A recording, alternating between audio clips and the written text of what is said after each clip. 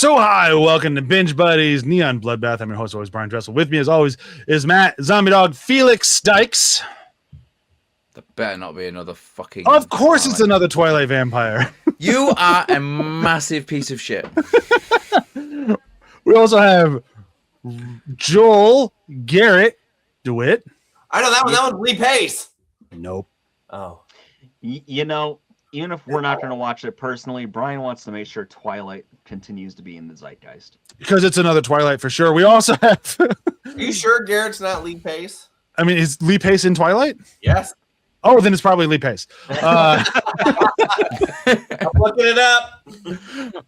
We also have Ryan Goodstab Lutens. No idea. Yeah, I don't either. It's called the Buffalo Hunter. Oh, No idea. That's the new book that by Stephen Graham, I think.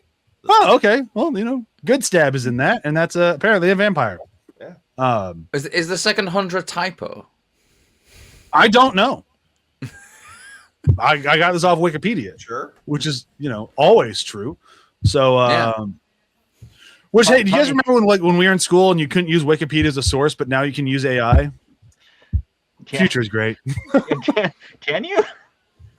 I mean, Oh, I don't think you can. yeah. Like, You totally you're not can. supposed to. You totally But can. You're You're supposed do it or to. You're two supposed to different embellish the. You're supposed to correct the AI, but you can use AI to write your papers, and then you're supposed to put your own spin on it. That's. I mean, I guess that's what they're going to do anyway these days. But I think remember that's why. being told, don't use Wikipedia directly, but scroll down to the bottom, use all the cited sources. That's the best way of using that was the Wikipedia. workaround. I mean, that's what I always just did. You said my thing was from the last Buffalo Hunter. No, the Buffalo Hunter. Okay.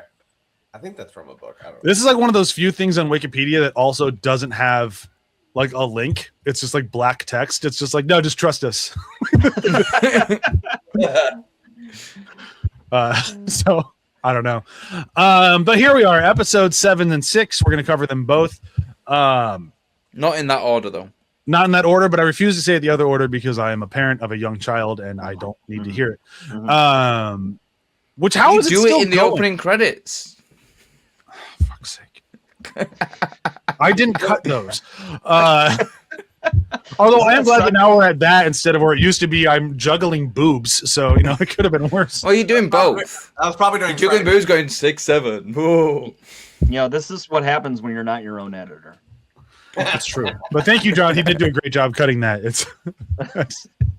He was just looking for good moments. And then, I get this, and then Matt gets to be like a shark eating chum. Like it's Correct. Matt got the better one. Yeah. I think that was me doing an impression of like an actor eating scenery as well. I Yes. think so. Yeah. That sounds right. I've done that a few times. Yeah, that's why it sounds right. Which character would it have been? I don't know. I don't remember where he pulls those clips from. So we've done a few series now on the YouTubes, so I'm not sure. But let's get into this because we have a lot to cover today between the 6th and 7th episode of this show. This would be, and I don't want to spoil anything for anything moving on, but if you're going to peak at one point, these episodes are the peak. That's it. Like this is as intense as this show can get. And It feels like we've reached the sort of like the climax of the story, and then what's left is kind of like, if you're looking at it like the 5-act structure of a novel, it's more like we've reached the climax, and now we're at the sort of like the denouement as the final bit. It's like just kind of like almost like an epilogue. Yeah, it's like if we're with Lord of the Rings trilogy, this is the episode where Frodo chucks the ring in the mountain, but there's still like an hour of movie left. Yeah. We got plenty of opportunities to use the word climax today. So We do. Starting with episode 6. So episode 6 picks up at the end of the last episode, as these all have, and Yamada is like, "This is it. You are trapped. You guys can try to get out if you want." And they're like, "Yeah, we're gonna go. We're gonna go." He's like, "All right, raise your hands if you want to leave." And really, only poor Jen volunteers to leave. And he's even like, "Red, you too." Yeah. It's too red. Again, very Shakespearean. Very Shakespearean. And no one wants to go with them. So Yamada lets him go. He's like, all right, that's the door. That's your way out. Anyhow, I'm going to put down this protective shield before you leave. And they're like, why? Like, that door. My favorite thing about that whole thing, though, is that Yamada's not annoyed at them for trying to escape because he figured they would, but he's annoyed at them for having such a shit plan to escape. Yeah. It's like I'm not mad. I'm just disappointed. This is all you could muster. You bunch of amateurs.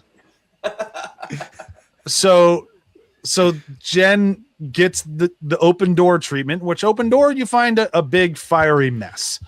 And radiation as well. And radiation. So Jen's about to go out like fucking like Spock, but doesn't. And Yamada kind of takes his foot off the gas. Like, all right, you apologize. Welcome back to the clan. Anyhow, I'm done fucking around. I'm done. So you guys now need to form your couples. You have 10 minutes. He doesn't say you have 10 minutes. You need to form your couples in time. And he puts a 10-minute timer on the wall. The world's greatest troll. Right?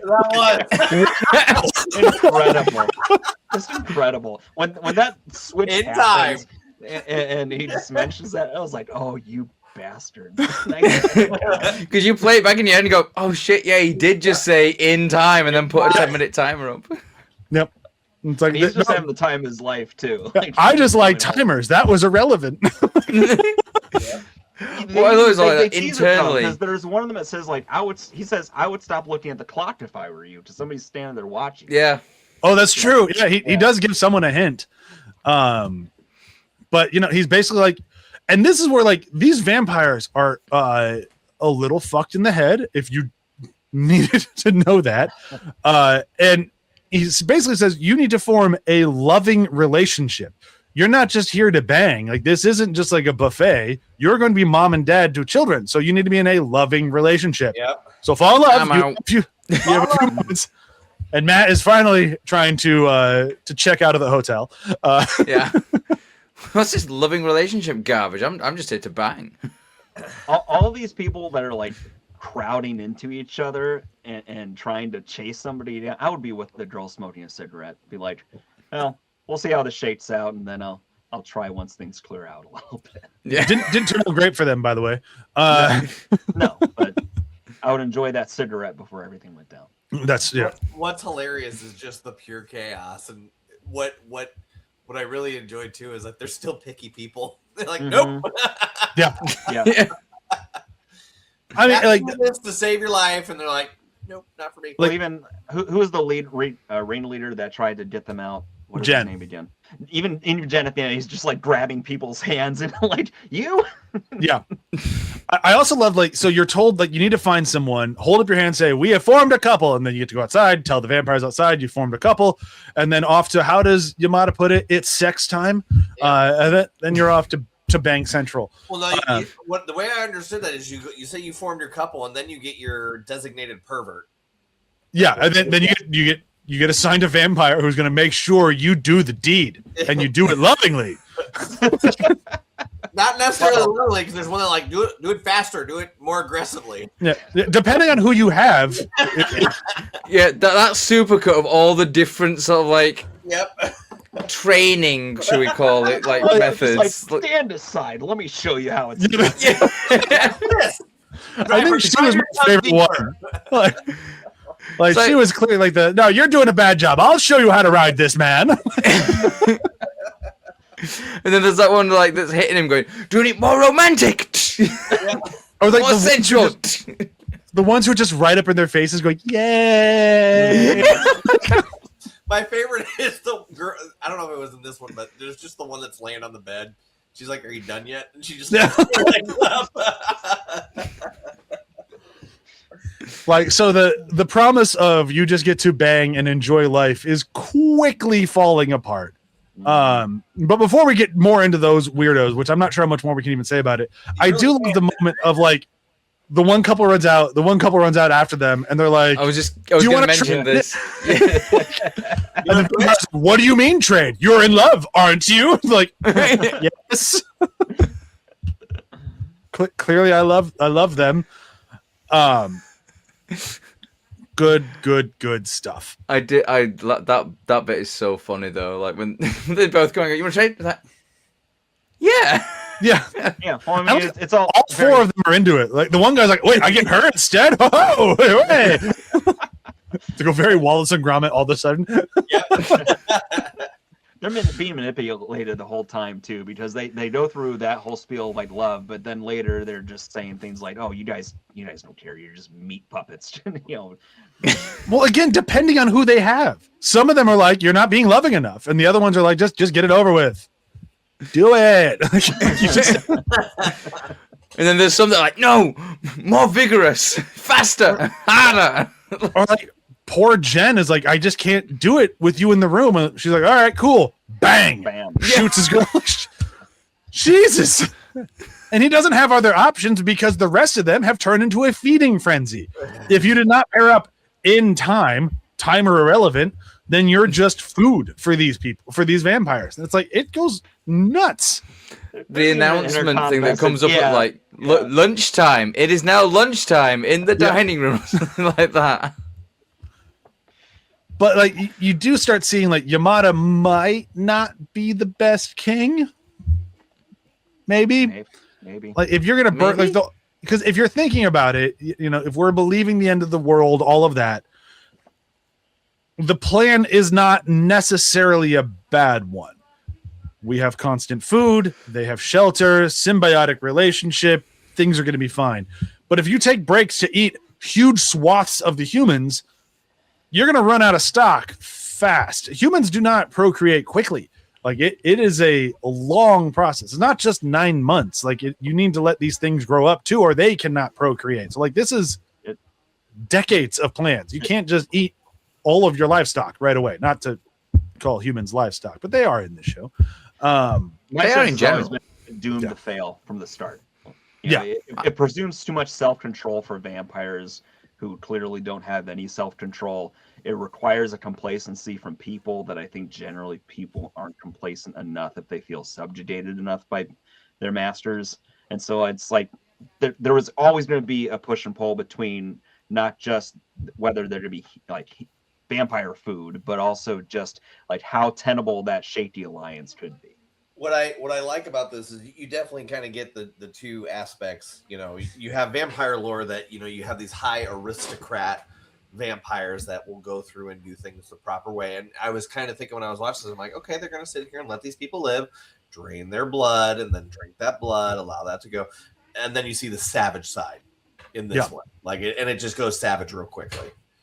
And this show doesn't ever calm down after this. But since we're kind of jumping around a little bit, we're going to dial back to a little bit early in the episode to keep up with Kei and Minami. Because Kei and Minami got captured during the escape by Elizabeth. And they are brought down to the hotel, the mouth of the hotel, which is the mother's sister, who is top half human, bottom half hotel. And which is insane to wrap your head around, but that's where we are in this show. And they're going to feed some of Minami to the hotel, so the hotel gets good and strong. And then Minami just runs away, doesn't like being fed to the hotels. And they're like, whatever, where is she going to go? We'll catch her later. Anyhow, this Kei has been a real thorn in our side. Agreed. Yes. Okay. Here's a sword. Kill yourself with it when you get tired of being in this wall. Anyhow, remember those wall we pulled the oily people out in like the second episode? Let's go see what's inside there. And they slice open the wall and they shove Kei inside. What's inside that wall is wow. The way I see it, you always think about what goes on in between the walls at hotels. This is it for Vampire Hotel. Yeah.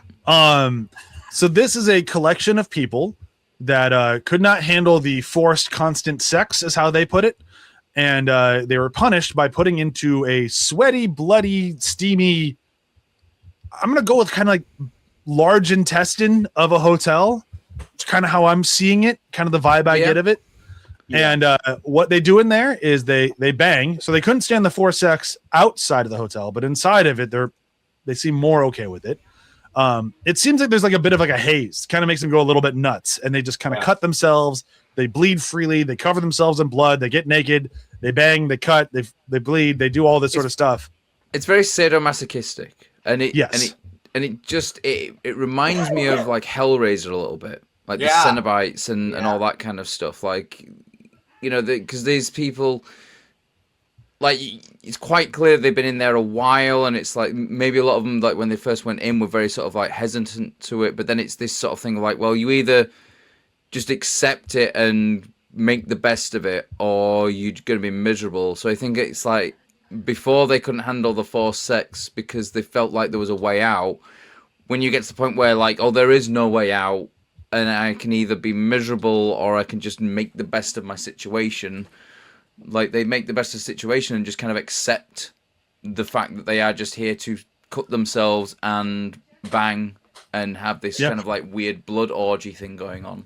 I took it more as almost being under a spell rather than being like a logical choice thing. Basically, they were banished to this place, and in the pit of a bunch of naked writhing people, it's almost like you'd come under a spell, and then it's like a weird ecstasy and agony thing between the sort of mawing each other and then the sort of cutting each other's throats and things like that to bloodlet, because it's not even.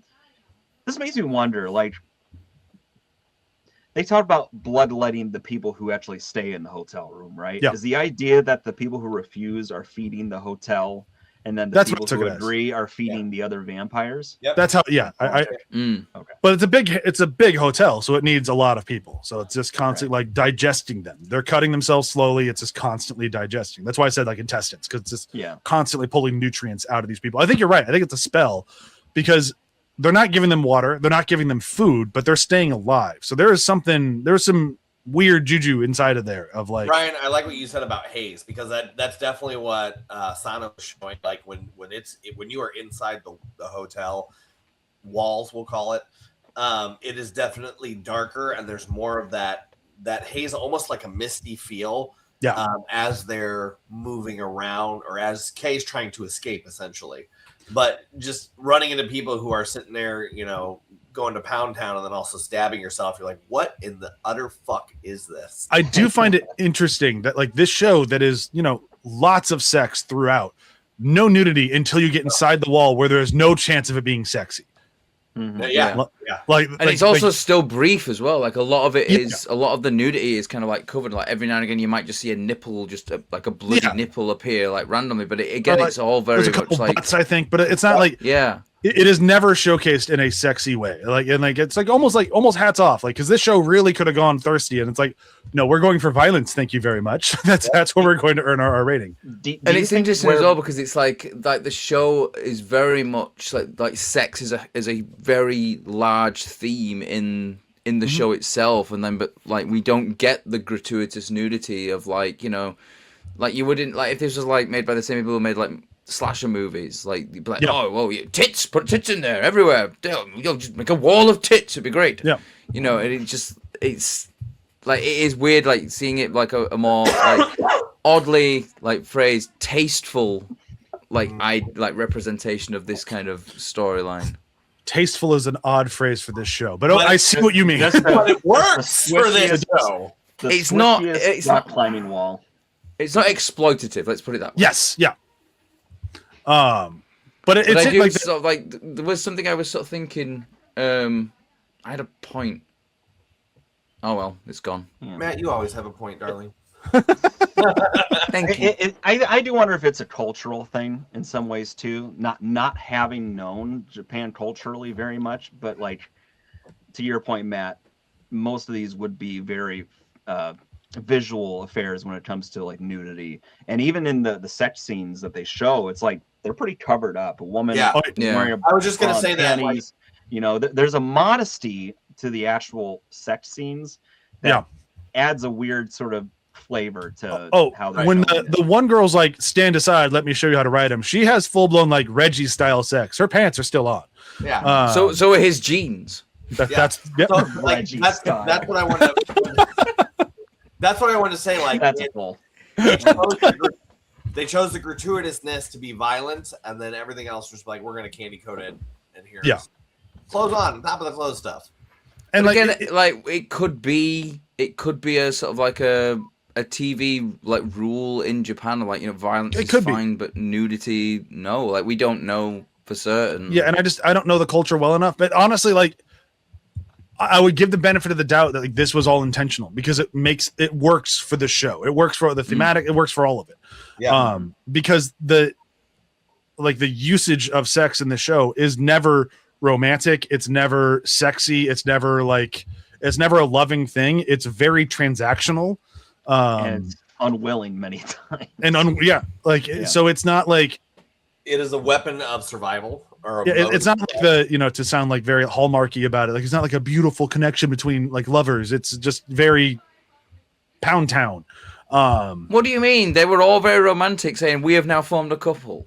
They had deep romantic loving bonds were created there. Deep love. But anyway, so back to the deep love. Back to the intestines. Kay's running around with her sword, and everyone's like, "Cut yourself! Come on! It's the thing to do. It's great in here." And Kay's like, "No." She's not buying into it. The haze is not working on her. I'm not sure if they've ever sent a vampire in the walls before. It makes me question that. Mm-hmm. So maybe this was just like Yamada getting a little overzealous. It's like, yeah, we send people all the time. What's the difference in sending in a vampire? Maybe that haze doesn't work on vampires. So what does she do? She goes into the wall and she comes up out of the mouth. And I love that. Just the hotel lady sitting there, and then all of a sudden, thunk. Yeah. What is this? And then Kay just claws her way out, like just covered in just everything. And she's like, I'm going to drink you now, and I'm going to get the power of you. Yeah. It's where the blade comes through, and then it kind of like slices it, and then just geyser, like a geyser of blood, like comes like spraying outwards, and then like Kay just like climbs out, and she's like, what's going on here? And Kay's like, I want your power. She's like, I am going to fuck this hotel up, and I need your juice to do it. So here we go. Don't use juice. Don't use juice. I'm only using juice from here on out. We skipped a phrase that they used in the first 2 episodes that I do not like, and I will not utter here. But there was an interesting piece of her, of Kay, Juicy Girl. Kay getting out of the... Oh. I thought it was going to be more fun. You gave me a look, so I punished that in a reel somewhere. Juicy Girl. Right. I'd forgotten about Juicy Girl, yeah. Bad first impression. I liked... There was a part where Kay was exiting, and... one of the people in there is like, take me with you. It's almost like some of them finally realize, like, there's a way out. We're not stuck here. And she's just like, screw you. I don't care. Yeah. Get out of the way. But and I also thought, while she was drinking, I was like, is there going to be a point where like she starts tasting like concrete when she's sucking her blood? I mean, we find out in the next episode, this hotel's not made of concrete. It's got some I can't use the phrase anymore. Joel just ruined it. Juicy. The show ruined it. I just reminded you. Got some juicy innards. Oh, can we stop? Now the word is ruined. No. It's like the word moist. I just don't want to hear it anymore. Juicy. Squelchy? Is it better if I say it in a more sensual term? Juicy. A little bit more. Kind of. Did you just have to open your mouth a little bit then? A little bit more lust behind it, Matt. Yeah. Hotel is very juicy today. Do your best Duke Nukem and say it. Do Duke Nukem. Hang on a minute. The hotel is very juicy today. That's actually not that bad. Look at Brian. I'm uncomfortable, so you must have been doing a good job. But that's where episode 6 Kay gets out, and she's like, fuck this hotel. And she is going to go on a killing spree. So she's running upstairs, she wants to go find Manami. And she's just killing as she goes, because now she's got her own version of super blood, which is the hotel's super blood mixed with Manami's super blood. Everyone is they're on steroids. They're on vampire steroids, and they're gonna go to town. And Kay is like, no, this is dumb. We're not doing this whole sex thing. So she starts kicking open doors like, come on, we're fighting. Come on, we're fighting. Stop banging, we're fighting. And it's like, and the few humans were into like, oh, we can fight? Okay, let's do it. That sounds great. Oh. They come out of their rooms. They see a wall of vampires and like, all right, we're going to do this. And episode ends. That was such a good, I loved it. Yes. Yeah. And did you understand why I'm like, we need to do these in 2 parts when you got to that point where I'm like, I can't leave you there. Like we need to continue. I do like the tiny little episode we get of like the teeny tiny mother sitting on her little toy house thing. Oh yeah, that was nice. This is too small. Yeah. Elizabeth and her tiny mom is some good stuff.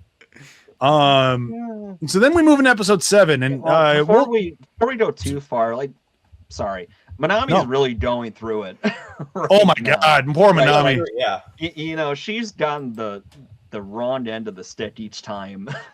So Manami now has a mix of different vampire DNA stuff in her from the various bites. And her body, it was the only one that could survive being the 9th baby born on the 9th of September at 9:09, 9 seconds past the 999 and 999. Which means that she can withstand all this different vampire stuff. And it kills the humanity inside of her. She's still got like a pocket of humanity inside her head where you see her like with her hair is long again. And she's like, I want to be human. And the outside is like, too bad. We are Monster Manami now. And yeah, poor Manami. But like she does some great work as an actor in she does this part, because you can, when she's actually real world Manami, where she's turning from it, you can see sort of the terror and anger in her face as she's grunting and groaning and suffering through this. She does a great job of sort of crying that she wants to go back when you're in the sort of dream phase, Silent Hill kind of thing going on. Yeah. She takes a sequence of events and elevates it with the way she performs it. She's kind of like a cognizant werewolf. Like, I don't want to be eating these people, but I'm going to. Right. What I mean, she really knows how to emote with her eyes. Like, yeah. So, and even with those crazy contacts they put him in the next one, like she still keeps it going. And I mean, it helps they give her like those fake eyebrows too, but like she brings it. You never have to watch her mouth when she's like angry. It's the eyes. It is, and like that is such a good gift to this show. Is her acting and her way to emote. But like the way that it carries over into this, so this next episode, as I've been saying from the top of this, so episode 7, I'm like, is the craziest episode of any TV show I've ever seen, and it is one of those ones where it's 40-ish minutes long. And you get about halfway through and it takes a brief pause. You're like, oh, so I guess the violence and the craziness is done. And it's like, no, it's just letting you breathe for a moment. It's not over till it's over. This is just one very long battle, you know, Battle of 5 Armies Hobbit movie, if you will, but good. I haven't seen that one, actually. You haven't seen those? I assume you saw all the Lord of the Rings stuff. I stopped at the second Hobbit. That was too hard. Which is weird. I thought the second Hobbit was the only good one out of the 3 Hobbit movies, but he did see all the Lord of the Rings stuff. He just didn't watch the Hobbit stuff because it was fair. Shite. Yeah, because they didn't understand that the Hobbit book is a children's story that doesn't require a 3-movie series. But that's for another day. That's the reason we haven't done Lord of the Rings, is because I don't want to go through those. But we are doing Star Wars, so who knows? Maybe Lord of the Rings will be on the table at some point. But anyhow, so episode 7 starts right where episode 6 took off. And the battle starts, and holy shit! Like it's just could you imagine how much fake blood they had to use in this episode? I was thinking that actually. I was wondering how much, like in terms of like liters or gallons were used. Like I remember reading something. Peter Jackson did a film. I think it's called Brain Dead in the US, but Brain Dead or Dead Alive, yeah. Dead Alive, yeah, that's it. Like, and he apparently in just the final sequence alone used something like 300 liters of blood or something, or 300,000 liters of blood. It was a lot. It was a lot of blood just for like the final sequence. I'm just looking at thinking, I feel like they might use more than that. There is a lot of blood going everywhere. Yeah. Well, what about Kill Bill? Like I think about Kill Bill and how much that was used, and it's I still think this is more. I think Kill Bill looked like it didn't use as much blood as Dead Alive. No, but like when you look up, like I just kind of did a brief search of like when you look at like shows that use the most fake blood, this one's always on the list. As long as people remember that this was a show. It's not the most popular. What is fake blood usually made of? It depends on who makes it, but like there's that famous like scream line was like corn syrup they used for pig's blood when he does like that to Sydney, and it's real gross. End of Scream. Okay. Yep. It always looks sticky, and I've been around it before, and it kind of smells weird sometimes, depending on how you're using it. But yeah, so I don't even really know how to talk about this one without just trying to attempt to move your way through it, kind of like who's going through what. So the humans start fighting the vampires, and they quickly kind of become the background of this, as like you start getting like more like the main characters. But like Jen, Red, Amy, they kind of start this thing off, and they're far more successful now that they've learned from Kay. They need to go for the head chopping, head shooting, that stuff. And yeah, I don't even know. Everyone fights, everyone dies is kind of the way to talk about it. Yeah. And that's even a good way to put it. Well, the show doesn't spend a lot of time honing in on specific characters for this episode either. That's why it feels like such a furious, like, wasp's nest sort of, throwing around each other. Because, there's everybody that's not a name is fodder, which is sort of how it's been. But and even some of the names are fodder, like Jen, Red, Amy. They all get just taken. Yamada joins the fray, shoots everyone, and there goes all our main character humans. Can I say something to that really quick? Yeah. I love that they designed this hotel, or at least that foyer, to be like Scarface's, because when Yamada was up there shooting his gun, I was like, say hello to my little I did look at that scene and think, that looks like they're intentionally doing like an homage to Scarface there. Yeah. Because even the sort of the gun setup is very similar to the one in Scarface with the grenade launch, which he doesn't use at all. He doesn't. Nope. Yep. In this series, so there's no reason to put it on there apart from to be a reference to Scarface. Yeah. It was, I loved it. I loved every minute of it. Yamada's just in his happy place, just getting to slaughter as many humans as humanly possible, or vampirely possible. And the humans all just kind of get blasted immediately, which is, kind of too bad, but they're still fighting in the background. You can still see there's humans are surviving the whole episode. They're just kind of fighting in the background. And if you focus on the background a little too much, it's a little kind of like fourth wall breaking, because you just kind of see them like, like no one's dying. But the chaos is real. Like they make sure at no point, unless the episode is taking an intentional break, do you not see people killing each other throughout the entire 40 minutes. I think it does a good job as well of like drawing your focus to the foreground and not letting your focus stray to the background as well. Because like you said, like if you actually focus on it, there are just a lot of, it's just that sort of like, just move like you're fighting kind of background stuff. And I didn't notice any of that because like my eye was being drawn to everything that's happening in the foreground. And whereas like this is my third time watching, so now I'm kind of like looking for that sort of stuff, just because like I've seen the violence, I'm aware of where this is going. And the combat sequences, they can be stylized, but they're all very brief. I don't recall there being a fight that really lasts more than a minute or two. No, like the Kay Yamada fight's pretty quick. Like Kay wins, but she's like, like Yamada let Kay win when he won, or let Kay live when he won. She lets him win when she live when she wins. And out of respect, she even says the same thing to him as well. Like, out of respect, I'm gonna let you live. Now, does that mean Yamada makes it out of the episode? Nope, sure doesn't. Ooh. But I do like Yamada having that moment with Kay where he explains, like, I hate humans. Like, humans are the worst because humans allowed my dad to sell me to these vampires. Like, he ruined my entire existence to be prime minister. Yeah. And it's like, yeah, that absolutely sucks. And then at the same time, humans kind of find Elizabeth, and Elizabeth holds her own for a minute. Like, she does a lot of no look, just gun kills. It's like, okay, got that guy.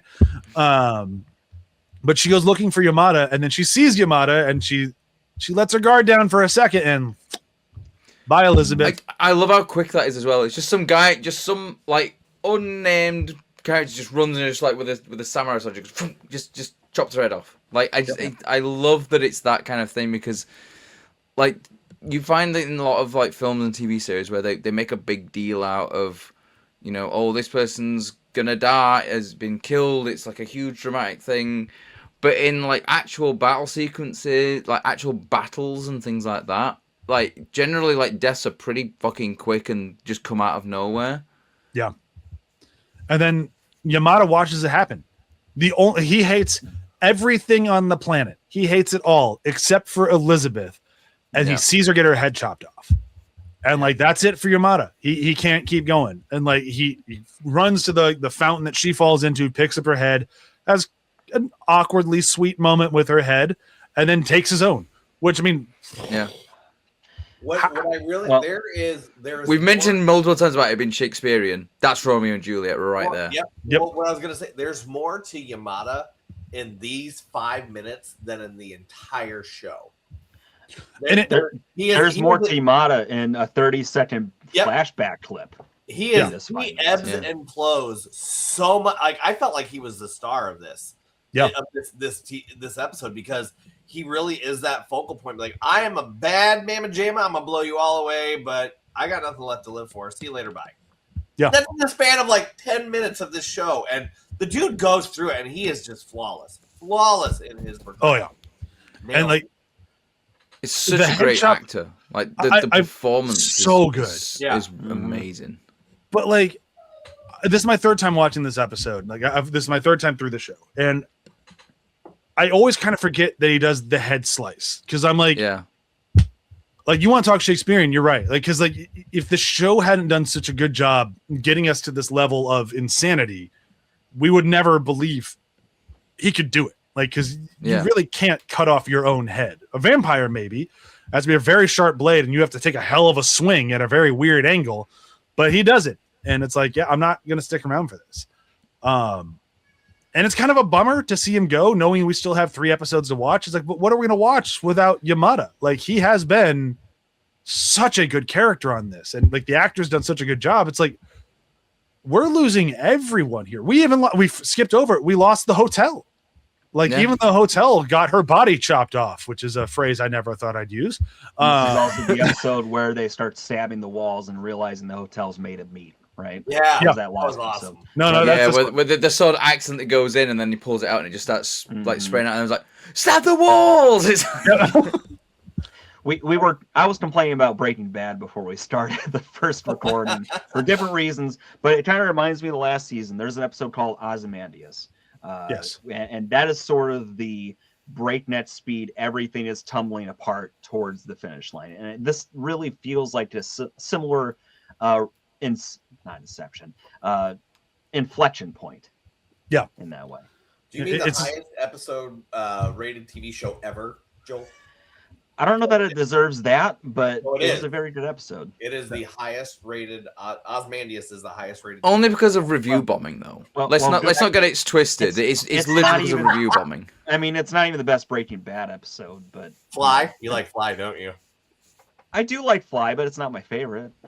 I don't know if I have a favorite Breaking Bad episode. Maybe we should do that show. That'd be a good one. It'd be a bummer. And then we'd also kind of have to Better Call Saul, maybe. Anyhow, back to the insanity. Take a while to do both of them. It would. We'd have to double up episodes. There is poor Minami. Poor Minami. Yeah. Talk about another great actor. Like, she literally goes through the ringer and then some, but you still feel the fire behind her eyes. But like, so Minami she's gone beast mode. She's trying to just survive and just kill everything. She kills Fancy Knife Guy. She cuts him in half. Literally. Some fun sinew also as it's like splitting apart. Yep. Yeah. Snapping. Yeah, she cuts him in half, top to bottom, not side to side. Like, yep. And basically, Yamada's dead. Knife Guy is dead. The 2 Psycho twins are still around somewhere. We never saw them die, and I think they're in the rest of the series. I think they actually make it. I kind of like them, to be fair. I do too. They're fun. They were the 2 that were mocking the couple of girls that were dying on the ground, right? Yes, they are. Yep. Yeah. Okay. Yep. They were just like, Here's your 3 seconds. Nobody cares about you. Nobody will remember you. Yep. It's kind of like if you could name one of them Harley and the other one Quinn, it would kind of work. Yeah. But while all this is going on, Kay takes a victory lap. She's like, we've done it. Like, the hotel is unbodied. Yamada's gone. The mom is gone. Elizabeth is gone. Everyone who's in charge here is gone. I did my job. I have a question. Shoot. Okay, so this is kind of one thing that kind of like, if we're believing the lore, if a vampire is cut in half, like the hotel's body is, like she is ripped in half. Her body is laying on her legs essentially. How does this hotel survive? Or are we gonna find out? We'll have to watch. Okay, thank you. Yep. Thank you. So Kay goes, victory complete. I did my job. I'm going to call my fiance and be like, look, honey, I did it. You told me to go take care of Japan. I did it in a few hours. Look at how boss I am. And she calls him up and he's like, I did the same thing. We're in charge of Romania. Anyhow, fuck off. Like, oof. He tries to shoot. He ghosts her. So you're going to be in charge of Japan now. And I want you to stay there and make sure everything goes well in Japan because you're Japanese and I'm Romanian. And I don't really care what happens to Japan. Yeah, I don't give a fuck about Japan. Like, ooh. What? Yeah. Oof, oof, oof, oof. And Kay's response is to take her own life. But while attempting to do that, because keep in mind, she's basically said the battle's over. And then we go and take this very big pause, which would lead a viewer to believe the battle is over. And then she's about to take her own life, and the door kicks open. Nope, battle's not over. We are still going strong. Yep. Yeah. It's like, We have not stopped. nope. We're like 3 times trying to do it. So she's like, I'm going to do it. Oh, kill this guy. All right, I'm going to do it. Kill this guy. Okay, this time, third time. You know what?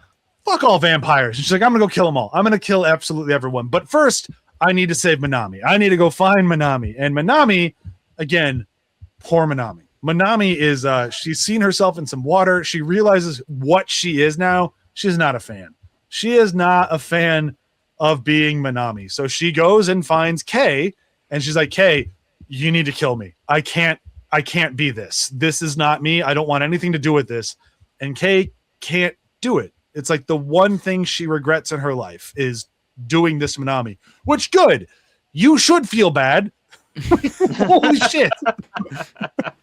This episode did another really great thing where Elizabeth and what's his name? Yamada. They have a bit of a conversation where they're talking about, she's talking about like, I miss the snow, or I miss seeing the snow. And it's meant to follow alongside with Minami's episode of like going farther and farther down the rabbit hole towards complete vampirization. Sure, we'll do with that.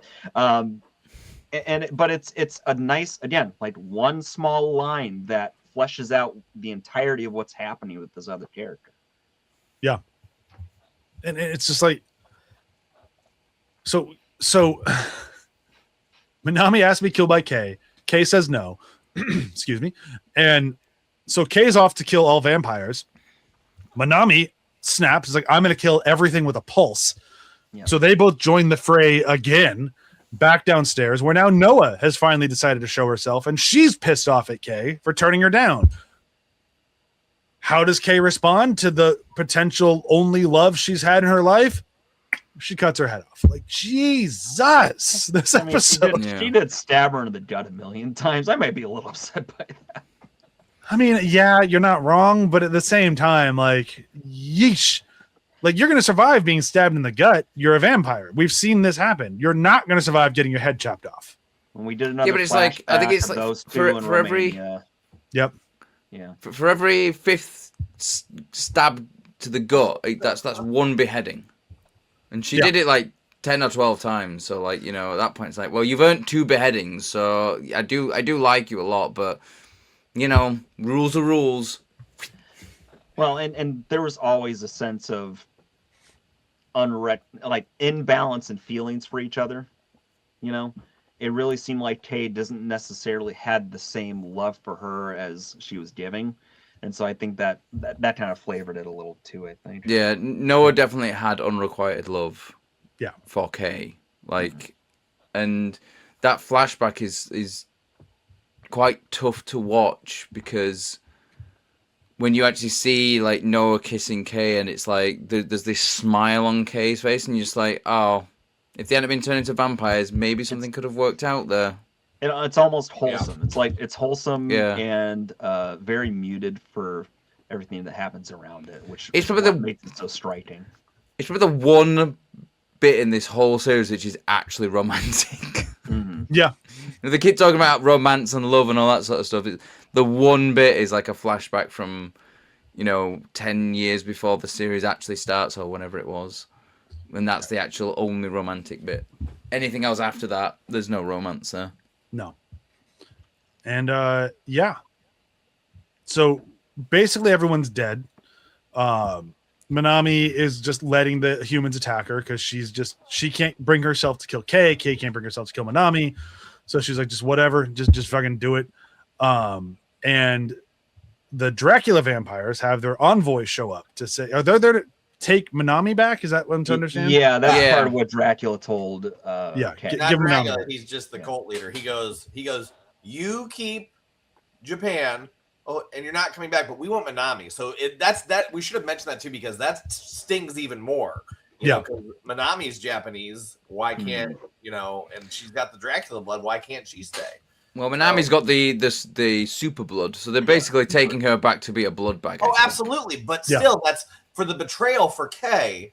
Yeah. What is crazy about this is you have such a crazy in-your-face episode. You're getting huge character arcs for damn near everybody. It is wild to think about that. I've never even really seen that. When you go gratuitous, you just go for it. You show all the blood in your face at all times, not develop your characters at that time. But this show is doing it, which is wild to me. Yeah. It's character development through gratuitous violence. Right. I think I'd never say that as a term before, but right. I think the only thing I can think there. of that does that is like The Raid. And like that's about it. Yeah. If you've never seen The Raid, you should absolutely see The Raid. Both Raid and The Raid 2. Brilliant films. So she kills the envoys because of course she's going to. How did they not see that coming?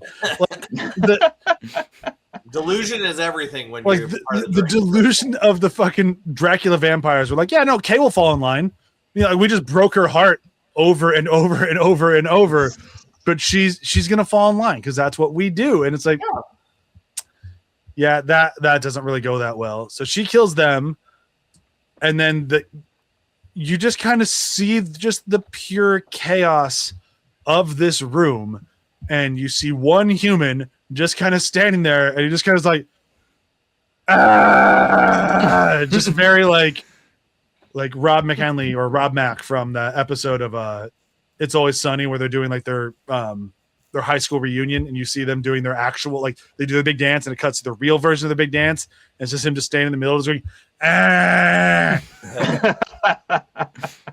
There's that guy, and cut to black. And you're just kind of left like, whew, what the hell was that? Yep. And I can tell you, like, I'm not spoiling where the show goes from here. It doesn't go up from here. It does not get more intense. It does not get crazier. That's the peak. From here, it's story, which I'm fine. I was when I got to the end, I was thinking, well, that's got to be kind of like the end of that, and then we have like some sort of epilogue, or because how do you keep going further up from that? Like, we've lost Elizabeth, we lost Yamada, we've kind of lost Minami, we've maybe lost Kay as well. Like where do you go from there? Like, there's just like very few people left alive at this point as well. So I am intrigued as to see where it goes, though. Like what's coming in the last 3 episodes, as it were. I mean, I'm not spoiling anything here, but I'll tell you the beginning of the next episode starts with a guy squeegeeing the floor. Like, I mean, you'd have to. Like, did you see how much blood there was? Gallons of the stuff. Like, the funny thing is like, I have the Wikipedia open right now, and the description of episode 7 ends with "the battle continues." Beginning of episode 8, the aftermath of the battle.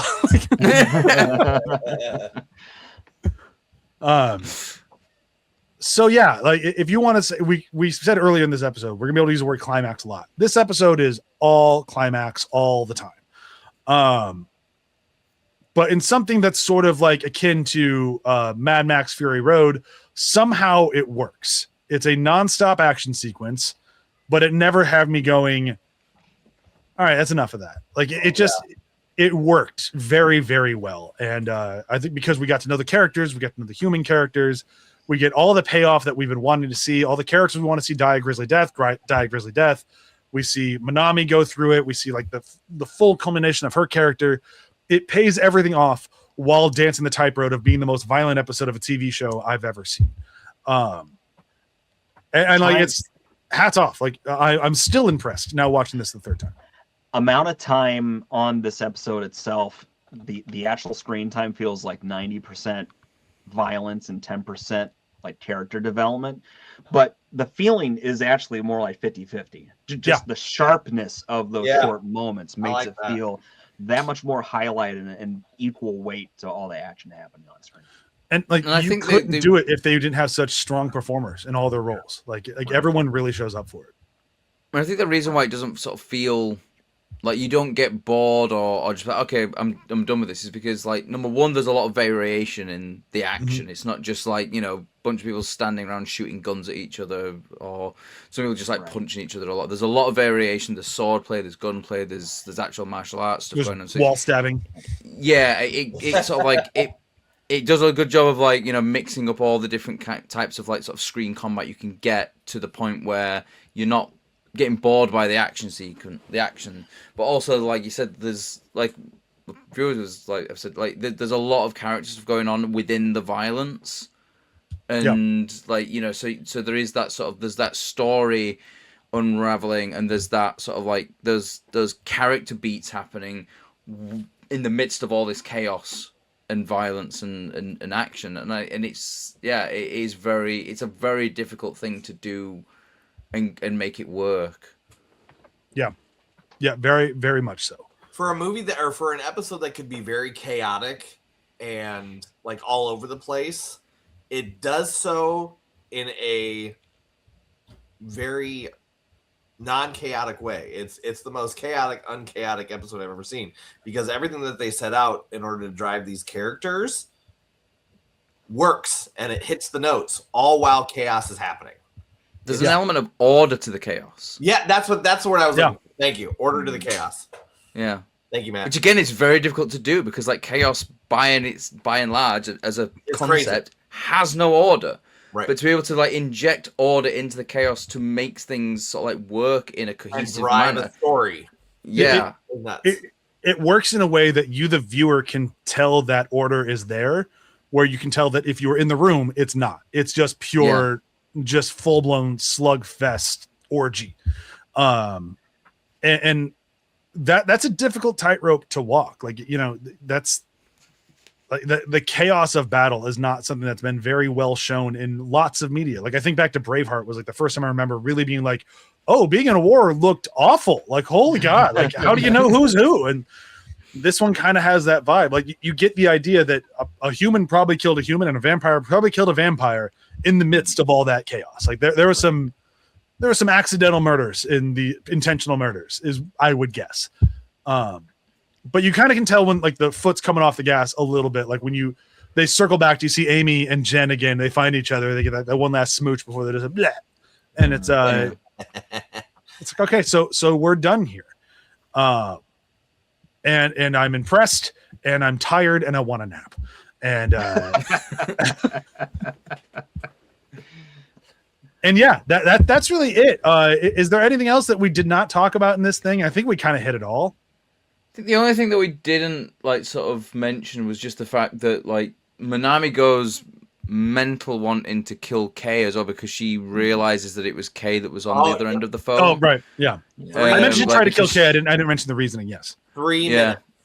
Yeah, because she says the same thing that she overheard on the phone, and then she realizes that's the same voice that I heard. Yep. Which, wow, could you imagine them regretting a phone call more?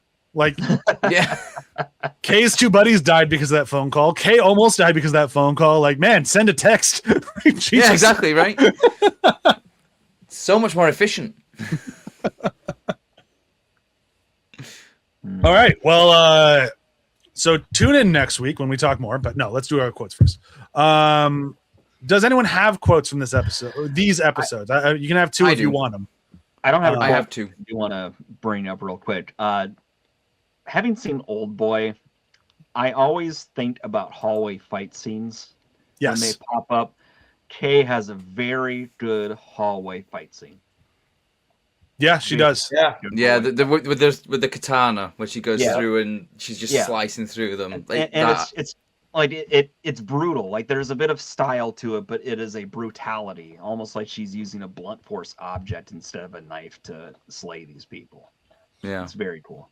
Yeah, that's a good call out. My quote from episode 6 was Yamada yelling, "It's sex time now." That's just a good one. 7, I didn't have a direct quote. Yamada says a lot of cool shit during his stuff, but I didn't really write any of those down. But I did have kind of like my favorite moment, which is when Minami is in full blown, I'm going to go kill Kay and anything else with a pulse mode. And the Dracula vampires show up and she has that like, oh, you! Like she smells the Dracula vampires. I loved that moment of just pure chaos, Minami, and going like, oh, I'm going to go fuck them up. And then Kay does it. Matt, what were your quotes? So from episode 6, it's flesh for humans, blood for vampires. Flesh for humans, blood for vampires. That chanting just in the background there was so good. Like just it's very much like Evil Dead a little bit. Like the chanting in there. It had like that sort of like level to it. And then you could start chanting Dead by Dawn in this series. That would work. Yeah, exactly, right? But my episode 7 quote, and it's from the cat. Of course. Just the cat just looks like this. You're not human.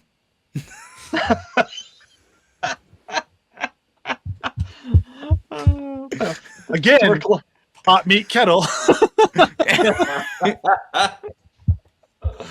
A little detail that we didn't mention. I know I'm extending this, but the fact that the Dracula family can't stand crucifixes, but the Corbins are just fine with it, I found that a fascinating wrinkle too. Because even the humans, one of the time they grabbed a few stakes. I think it was. He tries it in episode 5. He tries it in episode 5 and it doesn't work, and then in episode 6 they do it on Kay and it affects her. Yeah. And it's that sort of. Yeah, I think there's a line there or something about like holding on to superstitions or something like that, which I like that as a thing because you sort of think, oh, so like all those weaknesses of like Dracula, vampires, and all that stuff, it's just a superstition. It's like mental, I just think that's really quite amusing, and it's like it's a superstition they can't get rid of. Whereas the neo vampires, the Corvins, are just kind of like, that's not going to. It's a cross. Ooh, no, a cross. Like I don't care. Yeah. It's a nice touch for sure. Ryan, did you have a quote?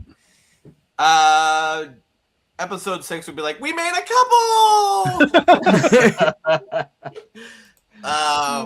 And then 7, I would have to say, is Yamada standing up there going, you can't kill me. Come on, everybody, shoot me. Shoot me.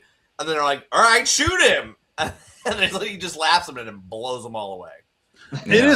It is a little Batman-y, like the Batman, the Matt Reeves one, where he's like, yeah, just shoot at me. You have a big mouth hole. If they hit you there, you were dead, Batman. Here. You got a big old target.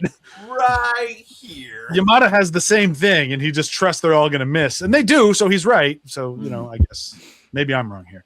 But yeah. Yeah, they all know to shoot him in the head at that point as well. They still just go for the body. Like, yeah. Well, aim a bit higher, guys. Next time, aim a bit higher. Yeah. Okay, so that's gonna bring today to a close. I had the trailers for the last 2 episodes. I kind of don't. I think we've watched enough. I think we've watched enough Sion Sama trailers at this point. You should see some of his movies are crazy. So we have 2 more episodes of this left before the wrap up. We have because we're combining episodes. There's 2. I'm looking at it right now. We're not starting that shit again. Last time Matt was right because we hadn't recorded this one yet, but now we have. So now there's 2. That's 4. 2.